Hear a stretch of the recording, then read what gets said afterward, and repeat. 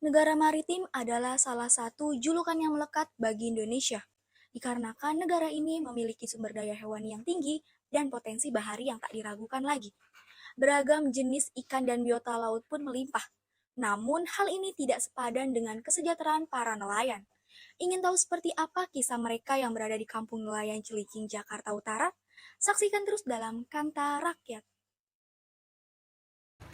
Suara bising yang berasal dari perahu milik nelayan seakan sudah terbiasa di telinga para warga yang berada di kampung nelayan Cilincing.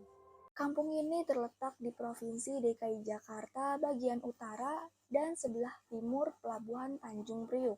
Di utara Jakarta memiliki kekayaan ekonomi laut yang besar. Banyak masyarakat yang memilih untuk mengadu nasib di ibu kota Jakarta, seperti Kampung Nelayan Cilincing.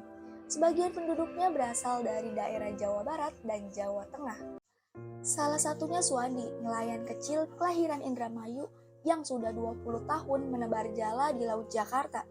Kehidupan Suwandi jauh dari kata layak. Ia hanya tinggal di kontrakan kecil bersama istri dan 2 anaknya. Suwandi berlayar mulai pukul 6 pagi hingga pukul 12 siang. Hasil tangkapannya biasa dilelang di tempat pelelangan ikan atau TPI. Kini pendapatan Suwandi kian menurun akibat adanya limbah dan juga sampah plastik di Teluk Jakarta. Bapak melaut itu dapat berapa kilogram, Pak? Kalau kerapu, kalau buat sekarang ini paling saya dapat 1 kilo, kadang-kadang setengah kilo. Semenjak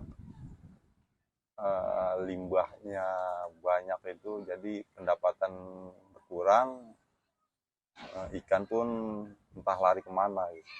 Pendapatan kami semua para nelayan itu 80% berkurang ya. Perahu nelayan yang bersandar di dermaga Kampung Nelayan Cilincing, Jakarta Utara telah mencuri perhatian dikarenakan warna laut yang hitam pekat. Air yang berwarna keruh disebabkan oleh pencemaran air laut seperti membuang sampah sembarangan, tumpahan minyak atau zat berbahaya, aktivitas wisata yang tidak memperhatikan ekosistem, membuang limbah pabrik ke laut, dan menangkap ikan menggunakan bom. Belum selesai masalah tentang limbah. Tahun 2020, Indonesia terkena pandemi COVID-19. Pandemi ini berdampak ke semua sektor perekonomian, termasuk sektor perikanan. Banyak nelayan yang berhenti melaut. Kita minta kebijakan pembatasan sosial berskala besar, physical distancing dilakukan lebih tegas, lebih disiplin, dan lebih efektif lagi. Sejak pemerintah menerapkan kebijakan social distancing atau berjaga jarak. Dikarenakan dengan adanya kebijakan ini, banyak tempat transaksi penjualan ikan menurun. Kalau lagi corona gencar itu, ya kita diimbau untuk tidak banyak mobilitas, karena ya itu termasuk kendala juga buat kita nelayan ya kan, karena yang dilarang itu bukan lainnya yang waktu corona itu, tapi yang dilarang itu kan dilelang ikannya, di pasar-pasar ikannya, itu kan dimobilitasi benar-benar. Jadi dampaknya itu ya larinya ke nelayan-nelayan juga. Akhirnya para bos dan tengkulak ini menyetop para nelayan. Itu saya aja hampir sebulan nggak boleh melaut. Akhirnya saya cari pinjaman ke sono, kemari, ke saudara, ke teman. Untuk biaya hidup 1 bulan. Selama pandemi, Kementerian Kelautan dan Perikanan meminta Kementerian Sosial untuk memberikan bantuan langsung tunai kepada nelayan, agar nelayan terus hidup, meski pendapatannya berkurang. Waktu itu sempat ada bantuan bansos dari pemerintah juga, ya alhamdulillah itu cukup membantu juga. Waktu corona itu ya kan. Nah setelah corona ini agak sedikit sirna, mulai para nelayan meniti lagi dari nol. Tak hanya nelayan saja yang merasakan dampak adanya pandemi COVID-19. Pedagang ikan pun juga merasakan kerugian akibat pandemi ini. Menurunnya pemasukan karena terputusnya rantai penjualan ikan dari nelayan. Khairun, warga kampung nelayan Cilincing, Jakarta Utara, sudah 7 tahun ia berprofesi sebagai pedagang ikan. Ia menjual berbagai macam ikan, seperti kakap, kembung, tongkol, salem, dan kue gerong. Biasanya Khairun berjualan di TPI Cilincing. Kios dagangannya dibuka pada pukul jam 3 pagi sampai jam 9 pagi. Kalau lagi pandemi kemarin itu ya emang gang semua sih, pedagang kita di sini juga sepi, nggak terlalu kayak kemarin. Pembelian juga jarang, yang beli ke sini kan jarang, kebanyakan pada beli online.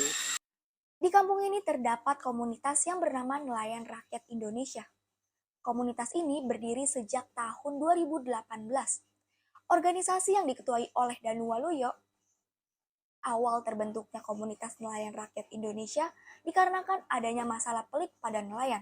Awalnya ya saya lihat ada satu kejanggalan pada nelayan. Nelayan yang wilayah nelayan dikatakan bahwa nelayan di DKI ini tidak ada. Dan di pesisir sini bakalan akan ada gusur semua. Simpati kita terhadap nelayan mau nggak mau saya bentuk organisasi ini. Kita harus selamatkan nelayan. Tuh, pada prinsip sampai sekarang pun begitu. Danu Waluyo mengatakan ketika membuat komunitas Nelayan Rakyat Indonesia tidak berjalan mulus. Rupanya ada masyarakat yang kontra dengan keberadaan komunitas ini. Semua sudah biasa tinggal berjalan mulus ya. Dia nggak 100%. Ya mungkin ada 5% juga yang nggak suka. Tapi ya itu wajar lah. Masa wajar. Jadi nggak terlalu memberatkan masalah itu. Bisa diatasi. Melalui komunitas ini, para nelayan juga mendapatkan bimbingan dari Kementerian Kelautan dan Perikanan. Bimbingan tersebut membahas seperti alat tangkap yang legal, ialah yang menggunakan surat-surat, dan membahas larangan saat berlayar. Ada, penyuluhan itu biasanya langsung dari KPKP Ketahanan Pangan, Kelautan, Pertanian. Karena semua nelayan ada, itu termasuk dari bimbingan atau binaan dari KPKP dan Kelautan Perikanan, KKP.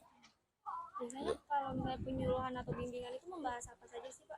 Ya, misalnya dengan dengan cara alat tangkap yang legal seperti ini kan legal, itu kan ada juga yang ilegal, ada juga.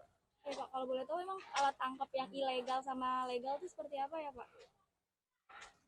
Kalau permasalahan yang legal ini ya seperti ini, contohnya ini legal, ini resmi. Kalau yang ilegal kadang-kadang ya kita tidak bisa terlalu banyak bicara juga ke sana. Itu bisa juga ya, akhirnya yang ilegal jadi legal kan seperti itu. Ada perizinannya juga nggak sih, Pak? Perizinan ada. Oh, ada gitu ya. Ini keterlibatannya misalnya dari perhubungan, Sabandar keterlibatannya ada. Dari Sabandar itu misalnya tentang ini kan ada surat-suratnya. Seperti pas nelayan ini disebut pas kapal kecil, pas kecil. Itu kalau dari darat itu seperti STNK, BPKB. Gitu. Kita bantu urus nelayan-nelayan, kita sosial di sini. Karena memang nelayan juga kan banyak yang belum bisa baca tulis. Tak hanya cuaca buruk saja yang menjadi kendala, tetapi limbah atau sampah plastik membuat semua nelayan kesulitan saat berlayar mencari ikan. Suwandi berharap semoga Teluk Jakarta bersih dari limbah. Untuk pemerintah, buat nelayan, selalu nelayan ini diperhatikan.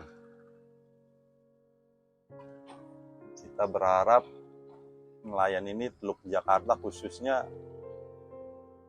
emang masalah klasik limbah ya kan. Kita nelayan ini pengen berharap Teluk Jakarta ini bersih dari limbah. Karena Teluk Jakarta ini kalau tidak ada limbah, nelayan ini sejahtera.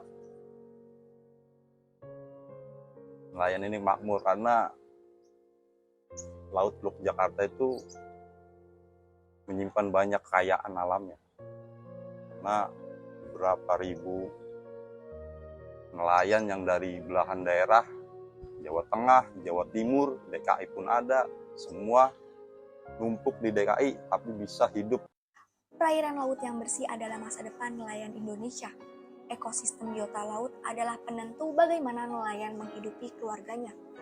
Dan pertanyaan untuk kita, sudahkah kita membantu ekonomi nelayan dengan cara memakan ikan lebih banyak? Dari Jakarta, Alfia Kurniasi melaporkan.